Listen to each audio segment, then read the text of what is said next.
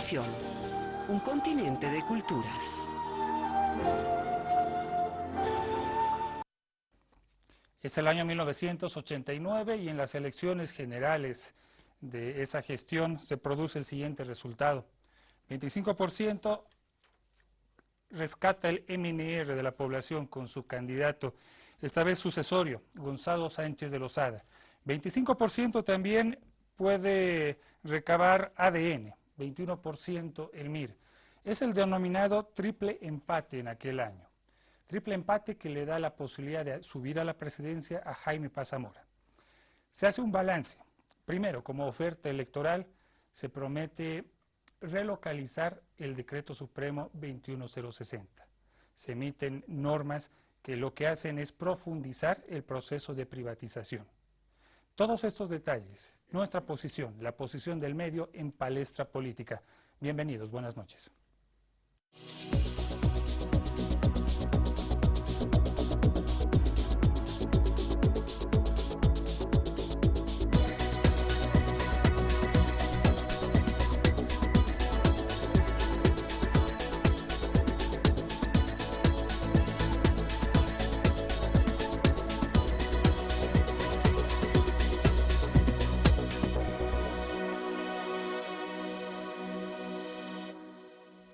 ¿Cómo están, amigos? Muy buenas noches. Gracias por honrarnos con su preferencia en este horario por Avia Yala Televisión.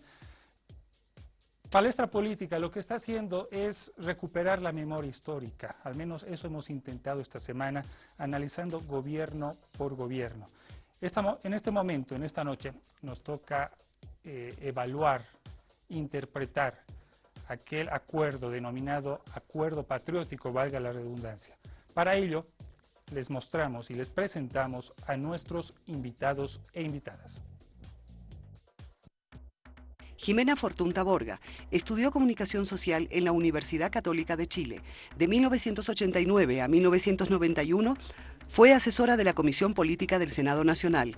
Entre 1993 y 1994 estuvo encargada de Relaciones Públicas en el Ministerio sin Cartera.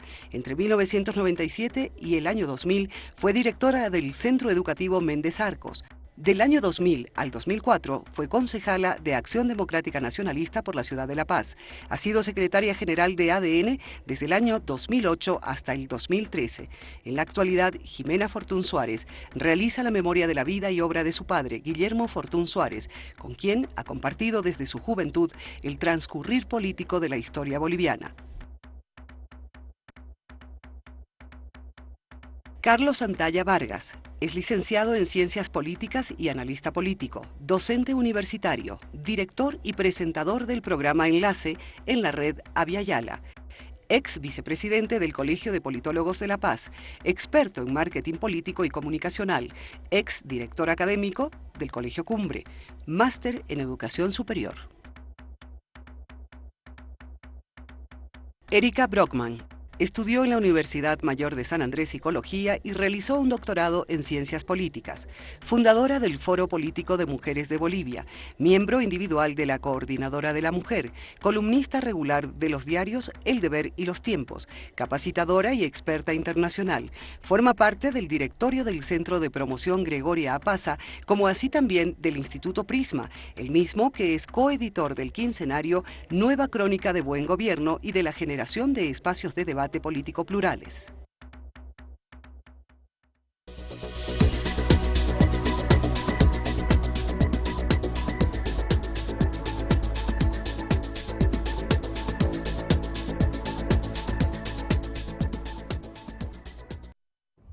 En el mes de mayo de 1989 se efectuaron las elecciones generales, tiempo en que los mandatos presidenciales tenían una duración de 4 años. El proceso electoral arrojó los siguientes resultados.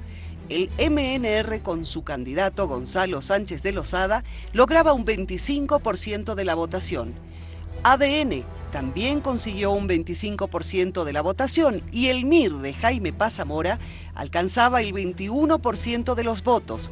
Este resultado se lo conoció como el triple empate que dio la posibilidad a Jaime Paz Zamora de alcanzar la presidencia con apoyo de ADN, cruzando los ríos de sangre que los separaban. De apoyar en el Congreso Nacional la candidatura del licenciado Jaime Paz Zamora, jefe del...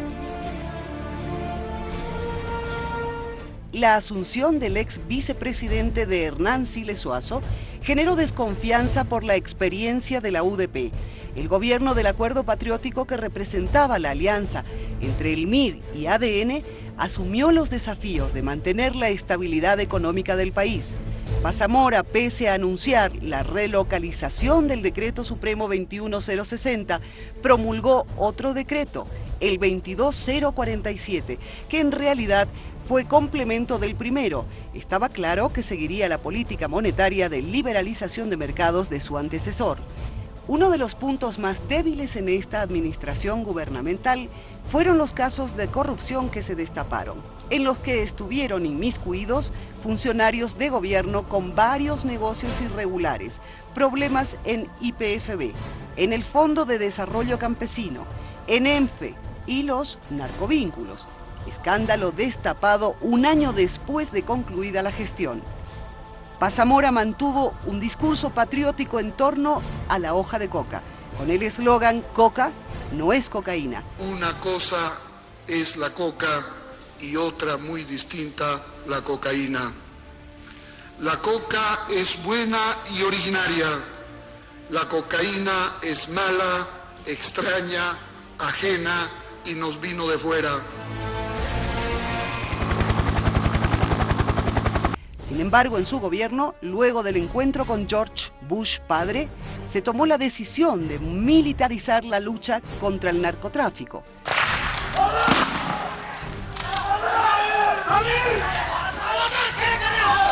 Propició un trato benevolente a los perseguidos por narcotráfico que se entregaban voluntariamente.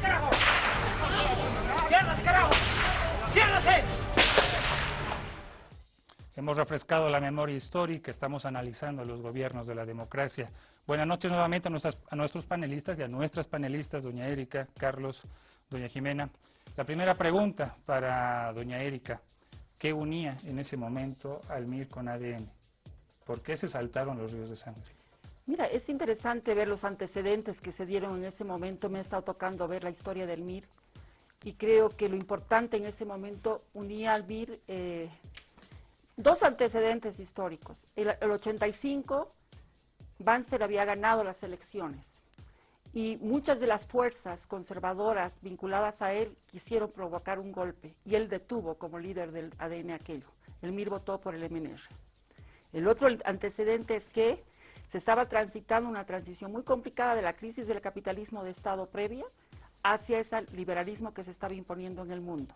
La izquierda estaba cayendo. Y el MIR sale tercero, pero lo interesante que es del triple empate es que ninguno tenía más de 50 parlamentarios y ninguno tenía menos de 40.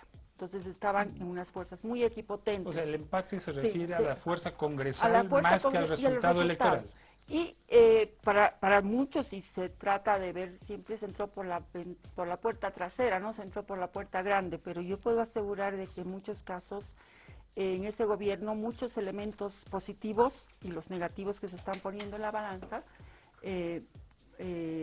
nos dan cuenta de una pedagogía importante de la democracia. Yo creo que lo que unió fue el hecho de que había certeza de que Banzer no lo iba a apoyar jamás a Gonzalo Sánchez de Lozada. Había una ruptura ideológica y había una enemistad muy profunda respecto a algunos compromisos que no se habían cumplido. ¿Pero acaso no había también ruptura ideológica con el Había MIR? una ruptura, pero había algo que unía importante y eso es lo que me di cuenta, pese a que nosotros los miristas nos caímos de espaldas cuando nos enteramos de aquello, es el hecho de que había un bien mayor.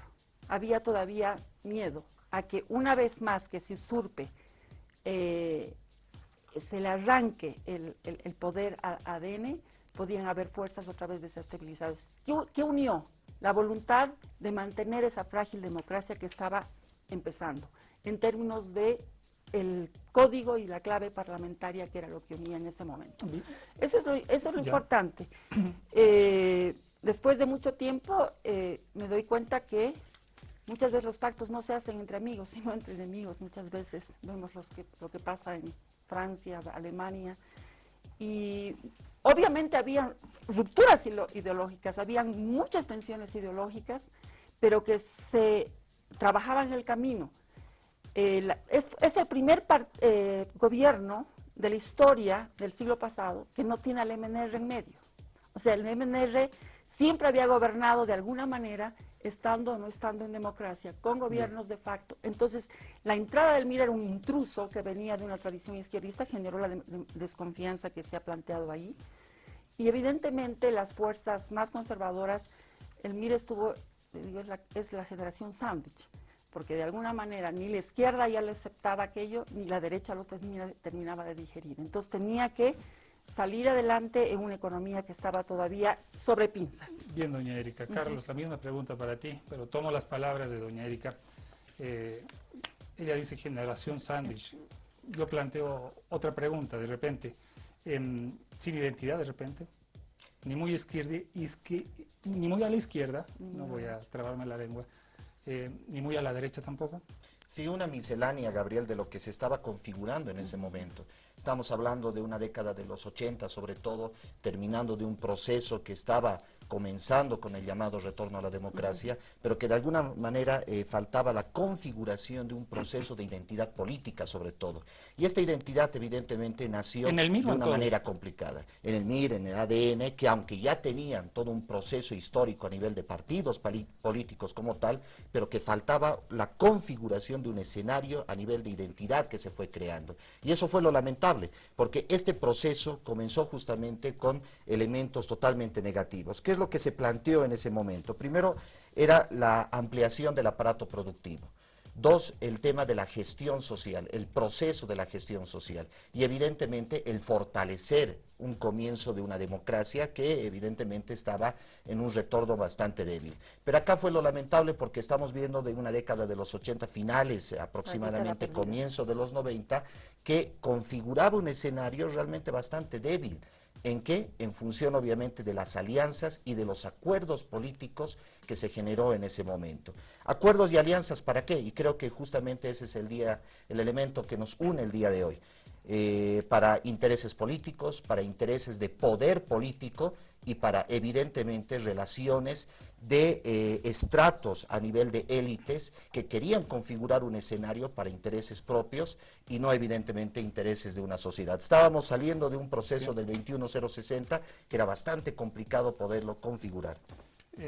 Doña Jimena, la postura, ¿cómo se veía el momento histórico desde ADN?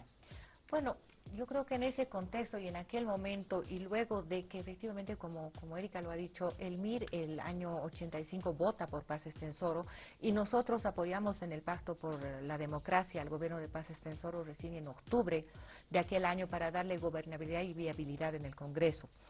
Ya que parte del 21060 y todo eso también había sido creado y diseñado por inclusive el señor Careaga, Jeffrey Sachs, que habían trabajado también para nosotros en la campaña como una alternativa de demostrar cómo podíamos salvar a Bolivia de la fatal, de la economía que estaba tan deshecha en aquel momento. Era la única forma de sacar adelante.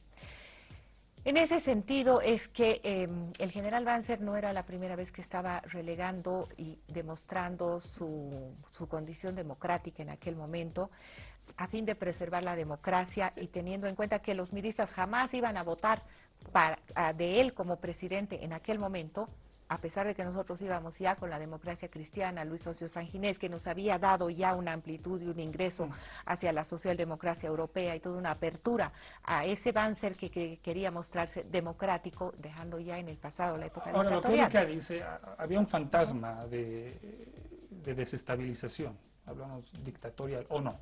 No, para nosotros no. El fantasma que acudía a nosotros era una pérdida de la democracia, no precisamente porque el ADN o el general Banzer iban a impulsarlo, sino porque podían haber elementos externos que podían llevar a eso. Si nuevamente, una vez que se había logrado y se había tratado de levantar el país de la crisis económica, de la crisis política, de la crisis social en la que se encontraba el año 82, que estaba muy chiquita, muy pequeña, muy reciente, y entonces si nuevamente se podía provocar una desestabilización, una ingobernabilidad, y es por eso que más allá del accionar, de que se conforme el acuerdo patriótico sin ningún papel de por medio, de que jamás los arenistas iban a votar por Gonzalo Sánchez de Lozada. ¿Por qué? Porque él había roto un compromiso en base a un apoyo, a un trabajo conjunto por una estabilidad, por una democracia permanente. Y la ADN deseaba continuar con ese camino, teníamos una diferencia grande. El MNR proponía la capitalización con dineros externos, la ADN hablaba de una privatización con dineros internos, el poder ampliar las empresas, el poder, pero que fueran los mismos bolivianos los que invirtieran en eso. Segunda ronda de debate. Sí. ¿Está de acuerdo o no está de acuerdo? Si yo quiero hacer algunas precisiones que aquí me parece que hay ciertas ideas y preconceptos y creo que este es un espacio pedagógico un poco para incorporar. Aquí no había fundamentalismo privatizador ni fundamentalismo nacionalizador. He escuchado que se empezó la privatización con mucho entusiasmo. Todo lo contrario, Gonzalo Sánchez de Lozada dijo, han sido 4 años perdidos para el proyecto del ideal neoliberal. ¿Qué es lo que se hizo? Lo que se hizo era apostar a yacimientos. La ley de hidrocarburos 50-50 salió a esa época y salió del Parlamento, ni siquiera del Poder Ejecutivo. La ley 50-50, que es después la que se repone con Ormando Vaca Díez y que es la que está hoy día funcionando, se la produce y lo que tenemos que... Yo creo que si hay algo que me acuerdo, que yo estando trabajando ya en el Palacio de Gobierno, las reuniones del comité político eran todo el tiempo pensando cuánto más perforamos. Estaban explorando, yacimientos exploraba, Itaú, San Alberto, el campo Margarita y Sábalo. Los 3 campos fueron explorados por yacimientos y descubiertos en ese momento. Y me acuerdo que no había dinero, porque estábamos en época de vacas flacas. Lamentablemente la democracia nace en tiempos de vacas flacas. O sea, la economía no le ayuda a la política. El otro elemento que yo quiero rescatar para un poco relativizar, o sea, siempre en la política, y tú lo sabes, Carlos, existen lo que se llaman los arribistas y los creyentes, los que realmente quieren hacer servicio público y aquellos que bueno que se aprovechan, y eso lo dice Weber y lo dicen absolutamente todos los cientistas políticos. Pero yo me acuerdo, y he estado en el momento de los acuerdos del 9 de julio, y hay instituciones que hasta el día de hoy son celebradas, que fueron concebidas en ese momento. Este tema lo vamos a estar detallando más adelante. Carlos, tu criterio, ¿había esa identidad o no había esa identidad? Ni nacionalizadora, dice Erika. Ni nacionalizadora fundamentalista, ni privatizadora fundamentalista, porque no se privatizó yacimientos ni las empresas estratégicas, era la consigna. Yo estaba revisando un texto de Fernando Mayorga ahora en la tarde. Se habla de la privatización de empresas pequeñas, ¿no? En esa franja, las corporaciones de desarrollo, la PIL, etcétera. Guavirá. Pero él pone en duda, ¿no?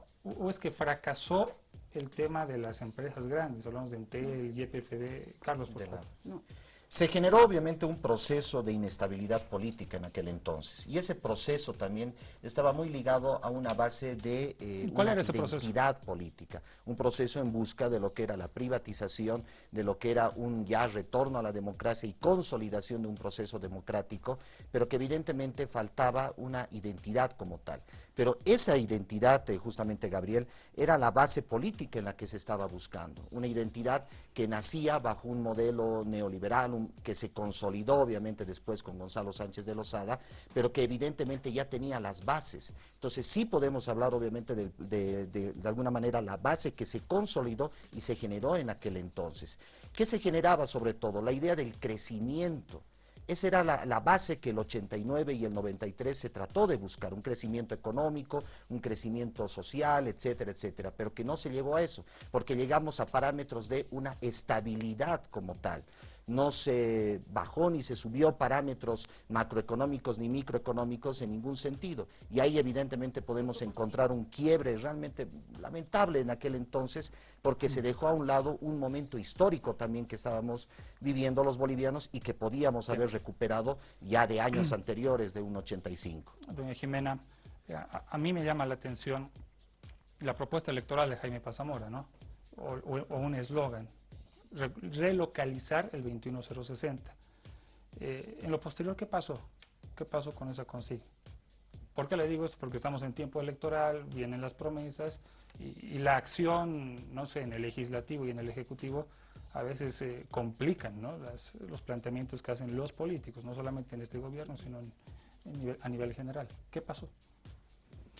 Bueno, efectivamente yo también he escuchado esa consigna, pero creo que en aquel momento y para formar el acuerdo patriótico y todo, cuando se usó el diálogo como un elemento esencial para lograr ese acto político y llevando los estudios adelante, llevando todas las cosas, obviamente se vio que el 21060, como lo estamos viendo hasta los días de hoy, el 21060 es la base absoluta de todo lo que vivimos en Bolivia desde aquellos años, y no solamente en un contexto nacional.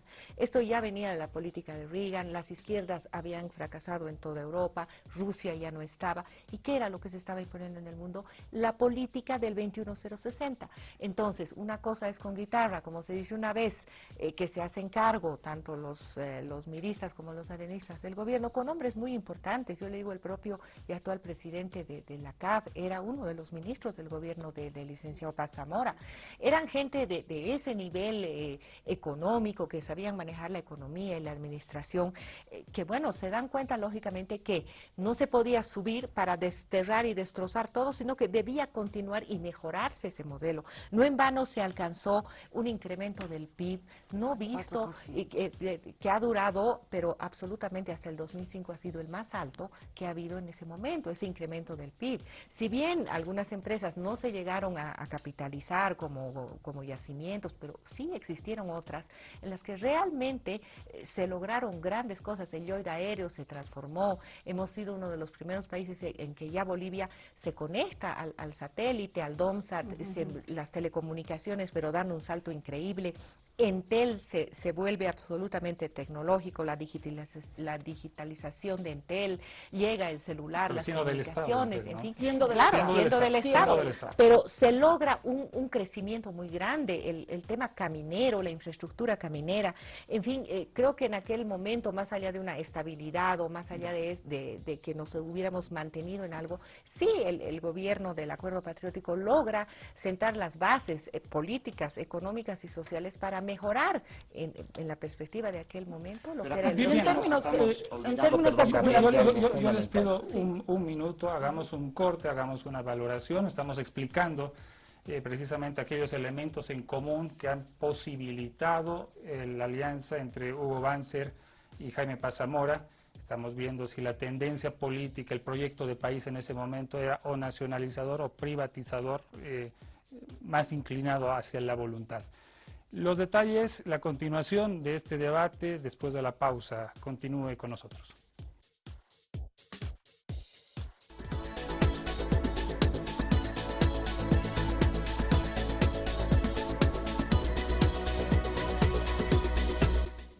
Estamos en Palestra Política por Avia y la Televisión, hablando del gobierno del Acuerdo Patriótico 1989-1993.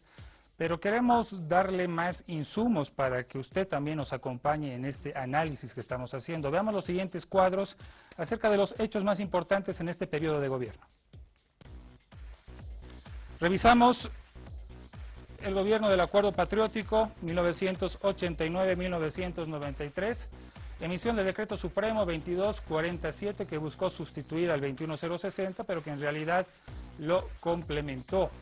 Se aprobó la ley de privatización, que aprobó la privatización de 24 empresas estatales de propiedad de las prefecturas, corporaciones regionales de desarrollo y las Fuerzas Armadas. Se establecen las políticas de riesgo compartido en el sector minero y en el sector petrolero. Seguimos revisando nuestros cuadros, lo que ha sucedido en el año 1989-1993, reforma política basada en acuerdos entre jefes de partidos. Los siguientes aspectos: 1. Modificaciones del sistema electoral. 2. Descentralización administrativa, que entra en vigencia en realidad el año 1996. 3. Despartidización del Poder Judicial, en proceso desde el año 93, vamos a mostrar en nuestra fuente. Nombramiento de Faustino Rico Toro, un aspecto muy polémico en ese gobierno. Faustino Rico Toro, ex colaborador de García Mesa, como jefe de la Fuerza Especial de Lucha contra el Narcotráfico. Seguimos revisando. los hechos más importantes de este gobierno. Implementa la denominada diplomacia presidencial Jaime Paz Zamora, luego de mantener roces con su canciller Ronald McLean, llegando a sostener más de 40 viajes. Un hito notable es la firma del acuerdo de hilo con Alberto Fujimori, en el que se otorga a Bolivia una zona franca y la administración del puerto, además de 5 kilómetros de playa denominada hasta el momento Bolivia Mar. Y en ese periodo destaca la aparición de grupos como el CNPZ y el EGTK. Esos son nuestros cuadros, nuestra fuente: populismo, neopopulismo y democracia, de Fernando Mayorga. De ahí hemos extractado esos datos que le ponemos a usted a consideración. Lo que los datos nos dan es que, no sé si decirlo así, un gobierno con muchas sombras también. Muchas sombras, ¿no? Y muchas luces. Hablemos de las sombras. Hablemos de las sombras. ¿Cuál es la principal sombra? Yo creo que la principal sombra de esa época fue el patrimonialismo que se instala y se empieza. O sea, el MIR no puede superar el clientelismo y el patrimonialismo que se traduce en casos de corrupción. O sea, de una generación que se hablaba que iba a ser distinta, iba a ser el cambio, se esperaba mucho más y hubieron casos de corrupción. Evidentemente, hubieron, como en cualquier otro gobierno, hubieron casos y eso desencantó mucho a la gente. Además que ya estaba desencantada por esa unión. Pero después, yo me acuerdo, se salió bastante bien. Jaime Paz, por el carisma que tiene, más allá del partido. El partido tuvo también muchas debilidades. Se fagocitó en el Estado. Y eso es muy malo para cualquier partido. El partido no lanzó una línea que le genere, le mantenga esa identidad de socialdemocracia, ¿no? O sea, y había un diálogo permanente con ADN. O sea, ¿se hizo uno en el Estado? ¿No querían salir los miembros del partido del Estado? No, lo que pasa es que el Estado es atractivo, el poder es atractivo, y obviamente esta era una nueva generación que estaba entrando al Estado, y lo estamos viendo ahora con una nueva élite también, ¿no? Entonces habían desbordes, habían problemas que no se los regulaban, porque la gestión era lo que absorbía absolutamente todo políticamente. ¿Era un tema moral, no? No. Me parece que estamos ya entrando a ese espacio. Claro, bueno, es que en esa época la gente, Jaime Paz dijo la revolución del comportamiento, entonces me has dicho que hablé de las sombras y entonces esa fue una de las sombras que se la divulgó, además maximizada por un partido como el MNR, que por primera vez en la historia después de 40 años no estaba en el gobierno, entonces que tenía mucho poder en varios centros. Yo creo que el otro elemento negativo fue no dimensionar, y aquí yo el poder que en ese momento tuvo Estados Unidos, el unipolarismo, que se cae el muro de Berlín y Estados Unidos se convierte realmente en el hegemón mundial. ¿Y qué es lo que sucede? Sucede que tiene que inventarse un nuevo enemigo y es el narcotráfico. Jaime Paz no era de su agrado, o sea, habían reflujos de la Guerra Fría en que lo veían como el amigo de Fidel, amigo de los cubanos. Más bien, la presencia de ADN matizó esa animaversión que había. En ese contexto hay que cerrar los ojos y ponernos en ese momento, es otra cosa verlo desde ahora. Y habían acciones que el MIR hacía como desafiantes a las costumbres y a los códigos de relacionamiento con Estados Unidos, y no les gustó nada. Yo tengo una galería de los 17 agravios que hizo el gobierno a Estados Unidos y que ciertos núcleos de poder en Estados Unidos odiaron. Y la presión que se tenía en ese momento de Estados Unidos era brutal, era terrible, que ustedes, tanto es así que Jaime Paz Zamora dice, menos mal, hoy día el mundo ya es más multipolar, ya no hay un solo eje.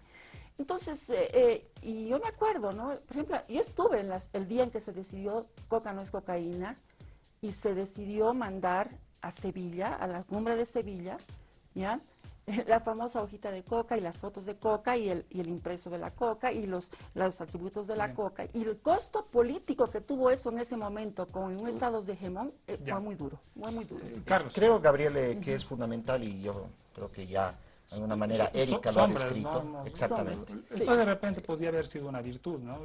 Bueno, pero en ese momento era mal visto. Sí, pero en ese momento era mal visto. Era mal visto. Mal visto de afuera.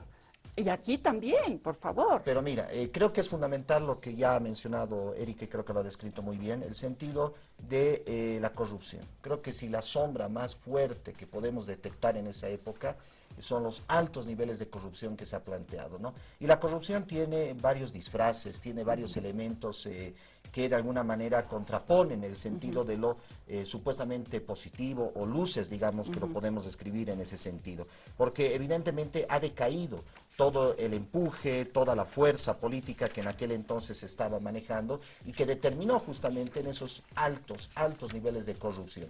Creo que lo lamentable que podemos detectar de esa época es justamente haber llegado a esos índices, a esos niveles que ha determinado justamente una inestabilidad política de aquel entonces, porque obviamente hemos dejado de alguna forma todo ese retorno a la democracia y todo ese momento que estábamos viviendo de auge político para desencadenar obviamente en niveles muy contrapuestos. Y ahí le añado otro elemento fundamental, que es el crecimiento, Gabriel. En ese entonces se manejaba altos niveles, altos índices en busca de ese crecimiento. Y creo que de alguna manera acá las damas pueden generar justamente esa idea en el sentido de que no hemos podido llegar a ese crecimiento que el proceso liberal y el proceso neoliberal, ya que se va a consolidar después, tampoco lo ha podido reflejar. La corrupción identificada como un punto flaco. Yo le hago una pregunta bien directa. ¿Los casos de corrupción se produjeron más del lado del MIR o más del lado de ADN?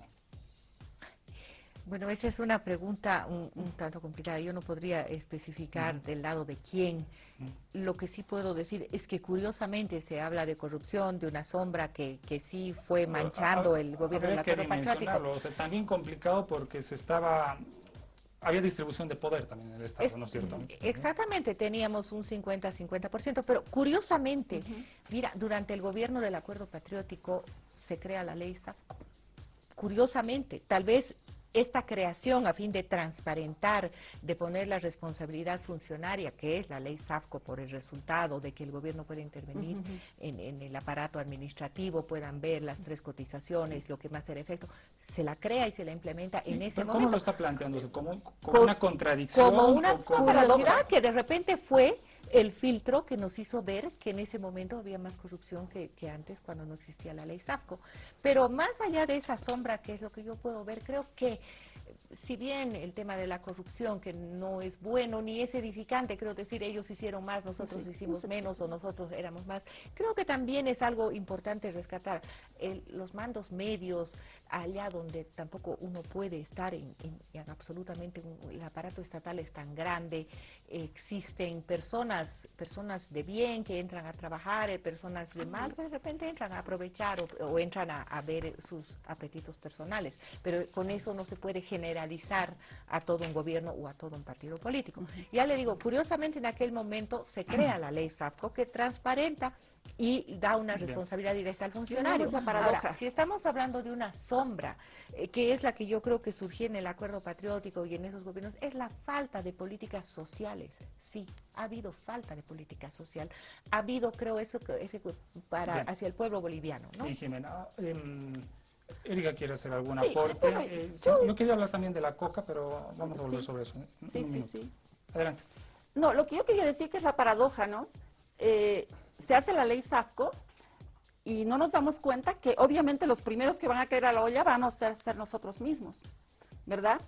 Con toda la burocracia y toda la agudeza que eso significaba. ¿No y la se dan cuenta o había una pugna, digamos? Yo creo que no. Lo que pasa es que yo siempre dije, y lo dije en el partido, le dije, que yo creo que los partidos en su institucionalización deberían crear mecanismos de fiscalización y de seguimiento a los propios militantes, funcionarios. Un control político. Un control, sí, de la calidad y de la honestidad y la transparencia. Y este es un tema que además lo hemos sostenido hasta hace poco con la ley de anticorrupción que se presentó el año 2000, nosotros presentamos un paquete, pero esa es otra cosa. Vayamos al tema de las paradojas. Yo creo que la política social hubo. Es el gobierno que hizo incrementos de hasta 20% de salarios. Como el MIR tenía cierta presencia en las organizaciones sociales, la COB obviamente, muchas estaban muy venidas a menos en esa época por la crisis de la izquierda en general. Bien. Pero hubieron incrementos, hubieron el tema y una política medioambiental e indígena pionera que fue después lo que... Yo creo, Gabriel, muy corto para resumir. Yo quiero ofrecerles un impulso, hagamos un impulso, veamos el siguiente sondeo. Nos importa mucho acá la memoria histórica de las personas. A ver, un sondeo aleatorio, no está direccionado. El periodista va a la calle, va de cacería y lo que captura lo trae, y lo trae de esta forma en nuestro tema de hoy. Este partido, hablamos del MIR, hizo una alianza con ADN y siendo el tercero se encumbró como presidente, ¿no?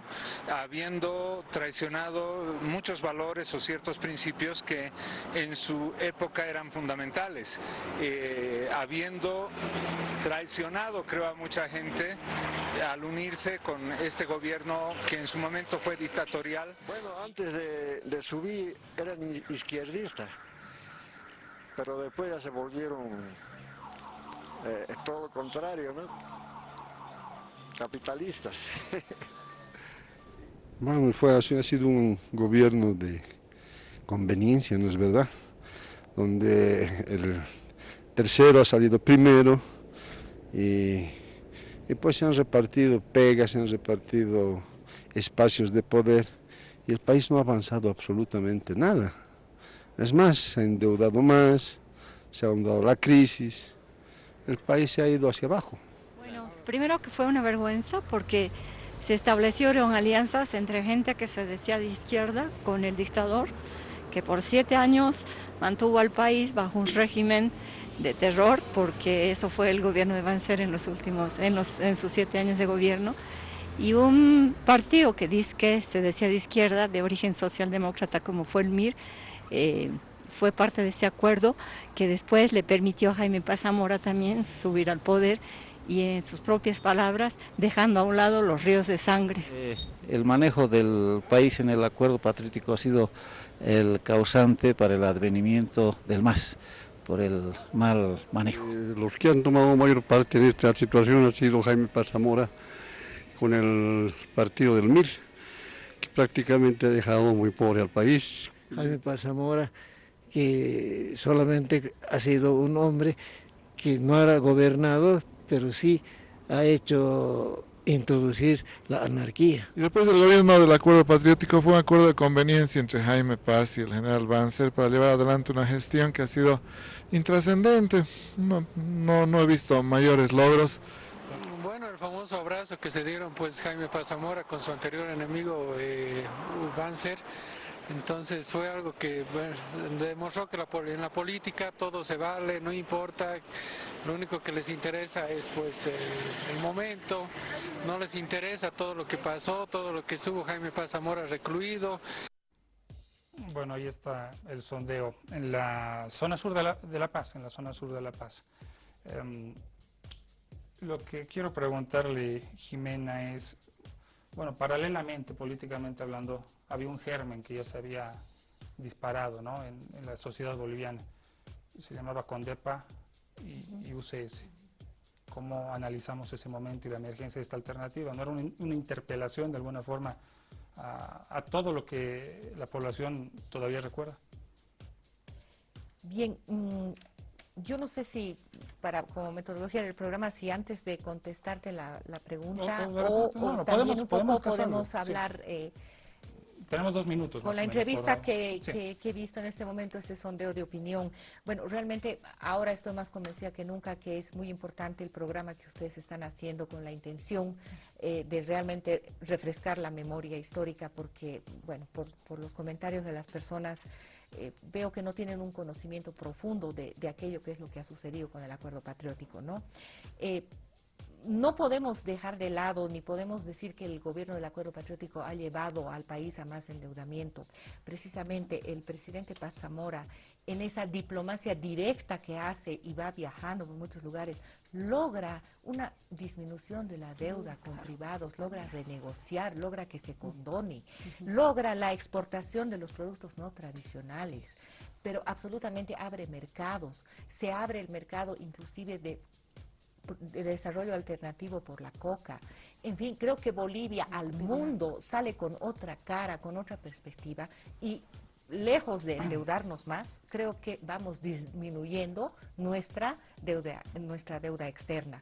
Otra cosa que creo que es sumamente importante, más allá de ver si se abrazaron entre enemigos, creo que se demostró con esos actos democráticos que se acababa el encono político, la exclusión. Tú no piensas como yo, por tanto tú te vas al otro lado, tú no tienes derecho a hablar.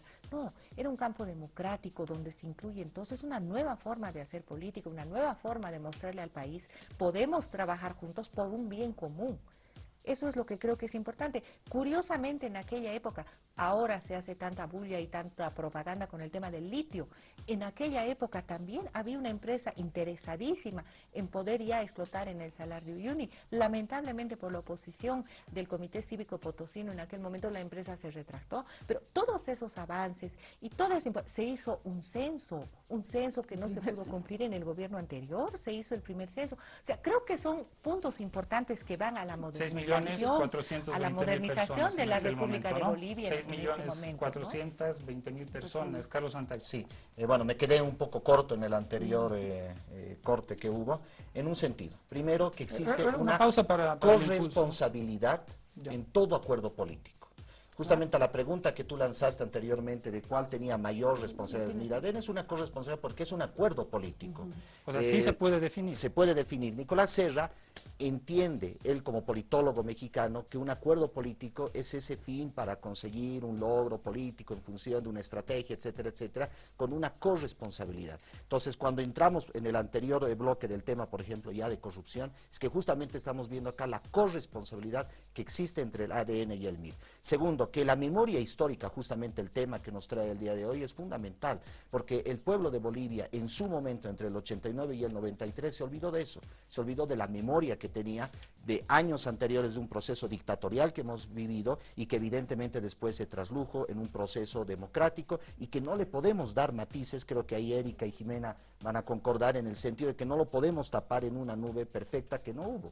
Sí hubo algunos elementos por destacar, evidentemente, pero que se olvidó de una memoria histórica. Y tercero, un elemento que no podemos dejar a un lado, Gabriel, es el factor del tercero en el poder justamente, ¿no? Dentro de todo proceso democrático, dentro de todo proceso de sistema político existente, es realmente algo lamentable que hemos tenido en su momento. Más allá de un tema de porcentaje, es un tema de correlación política que hubo para llegar justamente a ese acuerdo político. Creo que la población, lo que acabamos de ver, es bastante sabia. Y creo que independientemente de conocer a profundidad un proceso político en este caso lo que fue ADN y MIR, es lo que justamente nos describen y nos marcan elementos de lo que la ciudadanía ha vivido y ha visto y ha sentido, sobre todo, de verlo a un tercero en el poder. Creo que ese es otro de los aspectos que hoy lo tenemos que tratar también profundamente. Evidentemente hay que conocer las cosas en profundidad, pero también es ser y parecer de repente, ¿no? Sí, el tema de la percepción, en política es muy importante la percepción de la gente, por lo tanto es tan respetable lo que la gente puede estar diciendo. Pero también recuerdo en ese momento, cuando se hicieron encuestas y se hicieron encuestas de percepción, si bien se entró por la puerta chica del atrás, porque esa fue la manera de entrar, puerta al fin porque era constitucionalmente válido y en el contexto de la democracia parlamentarizada era posible entrar. Se salió por la puerta grande Jaime Paz Zamora, porque en las encuestas salió muy popular.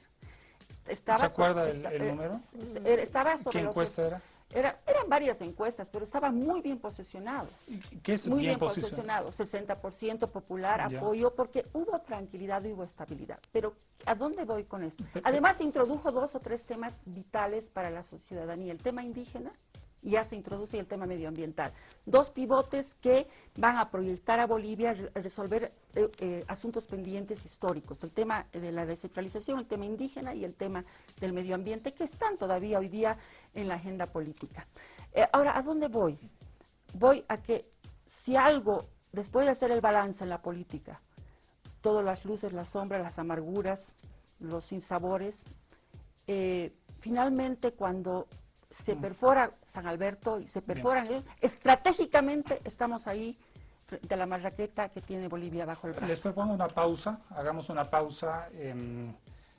Yo me quedo con esto de la encuesta poniendo unos peros, ¿no? Si a mí me preguntan, ¿le cae bien Jaime Paz Zamora? Puedo decir que sí, por carisma, nadie va a negar su capacidad y por eso ser popular. Pero también si me preguntan en cosas particulares, de la gestión de gobierno, mi opinión puede variar. Por eso preguntaba qué encuesta, incluso me atrevería a preguntar cuál era la pregunta, pero sí, no estamos para forzar las cosas, ¿no?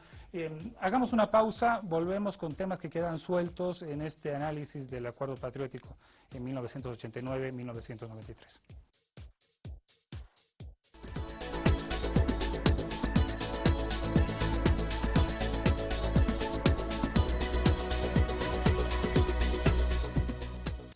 Somos Palestra Política por Avia Yala Televisión, hablando del Acuerdo Patriótico, el Acuerdo Patriótico 1989-1993. Hacen transición en plena eliminatoria, ¿no? Me acuerdo, los dos presidentes, era muy curioso. Sí. Iba entonces, quería ver... El fútbol iba. Jaime Paz impulsó también. Querían pintear con el fútbol, pero les tocó compartir el buen momento de la selección. Erika, hablemos del tema coca, narcotráfico. Tiene 1 minuto y medio, lastimosamente. ¿Cómo vivió el MAS, el MIR? ¿Cómo vivió el MIR el tema de los narcovínculos? Fue muy duro. Y la contradicción, yo veo una contradicción. Coca no es cocaína, pero se militariza la lucha contra el narcotráfico, ¿no? Bueno, en primer lugar... narcovínculos. Narcovínculos. Yo creo que fue un golpe muy duro. Para nosotros fue una conjura. Se buscaron hilachas para amarrar un tema que no había. Y había mucho miedo de que Jaime Paz vuelva a ser candidato. Habían sectores muy duros de los Estados Unidos que querían realmente enterrarlo. Nosotros autocríticamente y una forma de análisis dijimos, ¿por qué tanto encono? Y encontramos 17 políticas o sea, no aceptamos la ley de extradición que ellos querían imponer. Eso no les gustó. Se hizo pasando por alto a ciertos funcionarios que eran adversos la ley de arrepentimiento. Se trajo a Fidel Castro, se lo invitó y no le gustó a la embajada. O sea, había muchas cosas que se habían hecho que envalentados, o sea... Pero eso no son los narcovínculos. No, pero pues, ¿por qué empiezan a hacer eso? Porque a mí me han puesto en un organigrama en determinado momento que a Chavarría nadie lo conocía, era un fanático enamorado de Jaime Paz. Un tipo que lo amaba y estaba obsesionado con él, como puede haber, porque es un sujeto carismático. Entonces, fue muy si duro. nadie lo conoció, ¿cómo ir? Sí. Purga cárcel. No, es que yo creo que ahí está, pues. El MNR es un partido amigo-enemigo y tenía que destrozar. Estaba 4 años y para ese delito deberían haberle dado 10, pero la culpa le dieron 4 porque ya había estado en la cárcel. Él no se acogió a ningún tipo de beneficio previo. Entonces, hay que escribir la historia, yo estaba queriendo escribir. Hay cierta mano blanda con los comprometidos en narcotráfico, se les rebajaba las penas. Pero fue un acuerdo. Y ojo, sí, que eso se considera ahora un delito de lesa humanidad, ¿no? Bueno, en ese momento yo te puedo decir que se hizo una consulta, porque se vio que en Colombia la ley del arrepentimiento que se llamaba, eso estaba llegando a niveles de violencia muy fuertes, entonces no queríamos que en Bolivia se dé aquello. Y ahí el ministro consultó con el Senado norteamericano, consultó con la política internacional, con los pares, porque este es un tema de corresponsabilidad, y en ese momento el gendarme en Estados Unidos, y se dio luz verde para aquello, ¿no? Y, Jimena, la pregunta para usted. En este periodo aparecen grupos radicales, CNPZ, el EGTK. La mano dura del gobierno en ese momento direccionada a esos grupos, pertenecía a ADN. ¿Cómo podemos explicar el surgimiento también de estos grupos? Porque de repente había una relación de ADN de su líder con la dictadura. ¿Cómo se vivió esto? Bueno, los grupos que en aquel momento aparecieron, el primero fue aparecer el comando Néstor Paz Zamora, que lamentablemente secuestraron a un notable empresario como era don Jorge Lonsdale, en fin, y lamentablemente se tuvo que acabar con el deceso de él y también con el deceso del grupo terrorista que era encabezado por el señor Nortuster, ¿no es verdad?, en una balacera allí en una calle de Sobocachi. Como bien momentos antes habíamos visto, la responsabilidad era compartida. Si bien el ministro de Gobierno en aquel entonces era Guillermo Capobianco, pero había un viceministro adenista, el otro viceministro mirista, el otro, en fin, la responsabilidad es compartida y así lo vimos. Estos grupos aparecieron, no sabemos por qué, me imagino que posiblemente venían porque todos eran de izquierda, el EGTK, donde estaba algunos de los altos funcionarios de hoy en día en el gobierno, el señor Quispe, en fin, nuestro propio vicepresidente, aparecieron con 5 o 6 atentados, hicieron volar torres de tensión en aquel momento, qué sé yo. El primero sí tuvo un final triste con caídos disparos, en fin. A los otros grupos se los desintegró de una forma pacífica, tranquila, se los tomó prisioneros y se los llevó, estuvieron en San Pedro 3, 4 años. Y ya le digo, o sea, la forma como se ha ido tratando eso, posiblemente era un reflejo de Sendero Luminoso, que estaba tan cerca y han querido surgir, pero nuevamente en Bolivia se ve que esta clase de grupos terroristas no funcionan, desde la época del Chete o Ponte y todo eso, no han funcionado, se han frustrado y se han terminado en ese mismo momento. Ahora, la pregunta para Carlos Santalla. La imagen de Jaime Paz Zamora en la historia, ¿cuál es? ¿Cómo se ha construido desde la izquierda, saltando un río o no saltando un río? Recordemos que después de esto él dice que va a dejar la política y después de 4 o 5 años vuelve a la política, ¿no? Aparece en otras alianzas. ¿Cómo definimos ese liderazgo? Es uno de los personajes históricos que tenemos, yo creo, dentro de Bolivia. ¿Histórico en qué sentido? En el sentido de que ha podido él acomodarse a muchos escenarios que ha tenido nuestro país, ¿no? Justamente tú lo describías en un Jaime Paz de izquierda, un Jaime Paz un poco más de centro izquierda y un Jaime Paz que en su momento quería dejar la política, pero después retomó obviamente toda esa esfera. Entonces estamos hablando acá de un personaje que tiene un carisma político extraordinario. Creo que eso absolutamente nadie lo puede negar en el simbolismo que él ha representado, pero que también en la idea de lo que Jaime Paz, como símbolo también de la izquierda, como símbolo también de lo que es la internacional socialista también, ha reflejado para no solo Bolivia, sino para el mundo entero, y que hoy tal vez de alguna forma se le puede también cobrar factura porque quedó a medias todo el proyecto, toda la idea de generar un mundo distinto, de tener una sociedad distinta, una Bolivia que mire de otra manera el panorama político y el panorama de salir de elementos de pobreza y demás. Es que de ahí tenemos un personaje que se ha ido mutando políticamente en función de las necesidades. Ahora, que es fundamental también entender que la figura de Jaime Paz ha construido escenarios políticos profundos. Él ha dado un parámetro a nivel de privatización, tratando de dejar a un lado ese decreto supremo 21060 y que dio pie justamente a un periodo de capitalización que va a venir después con Gonzalo Sánchez de Lozada. Es de ahí que ese fenómeno es realmente muy interesante, yo creo, de trabajar uno de los políticos, creo, más carismáticos que tenemos en la historia, pero que ha dejado evidentemente, y creo que ahí la frase tú lo has descrito anteriormente, demasiadas luces y sombras también. Les proponemos lo siguiente, bueno, ahí la marcha indígena, está el tema de la lucha por el territorio, se plantea asamblea constituyente, pero el proyecto democrático político es otro, ¿no? En el momento es otro. A mí me ha tocado estar. Quiero proponerles ahora el momento de las conclusiones, la hora nos está pisando. Vámonos al reloj del sur, tenemos 1 minuto por panelista para dar las conclusiones libremente y dar su mensaje a la población y a la audiencia que nos ve. Empezamos con Erika Broma. Yo creo que hay que ver en términos de acumulación histórica lo que ha significado el cambio que ha vivido Bolivia una vez que se rompe el ciclo de dictaduras y de militar, cívico-militar. Hay una nueva era que explica lo que está pasando inclusive hoy día y los avances. Eso en términos políticos. Se habla de tema indígena, tengo acá la ley de la Huipala, que en ese momento tenía que ser símbolo de encuentro entre la plurinacional, multinacional, intercultural.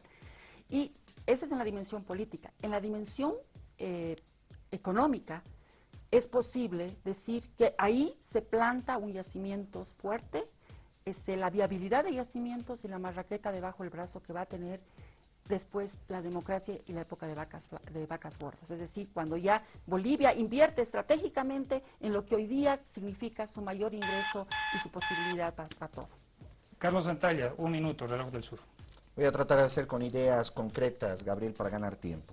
Primero, no se generó un crecimiento, se mantuvo un nivel de estabilidad política y sobre todo económica que no se aprovechó. El aparato productivo generó un estancamiento como tal. Tercero, una ausencia a nivel de políticas sociales realmente que ha sido lamentable para el momento. Cuarto, un elemento altísimo de lo que ha sido la corrupción y que eso ha debilitado tremendamente este gobierno. Quinto, la ausencia de una memoria histórica por parte de la sociedad boliviana. Sexto, una corresponsabilidad a nivel de lo que es cada actor político, tanto ADN como MIR, en su responsabilidad en el escenario. Los narcovínculos como uno de los fenómenos que ha destrozado evidentemente toda la relación a nivel del poder que se tenía en aquel entonces, y creo que me quedo con el último elemento, el tercero en el poder, que no volvió nunca más en nuestra historia. Jimena Fortún, conclusiones, Raúl del Sur. Bien, yo puedo decir que este pacto acabó con el encono, con las enemistades, y demostró que con diálogo se puede construir un país y se puede, lógicamente, salvar y saltar aquellas cosas que nos hacen diferentes para lograr cosas conjuntas. También puedo decir que se ha alcanzado en aquel momento una modernización real del Estado, el tema de la Corte Nacional Electoral, los jueces, el Contralor General electo, los jueces y todo ese diálogo y esa concertación que se realizaba en el Parlamento, que era en aquellos momentos el lugar donde tenían que los políticos actuar y decidir el destino del país.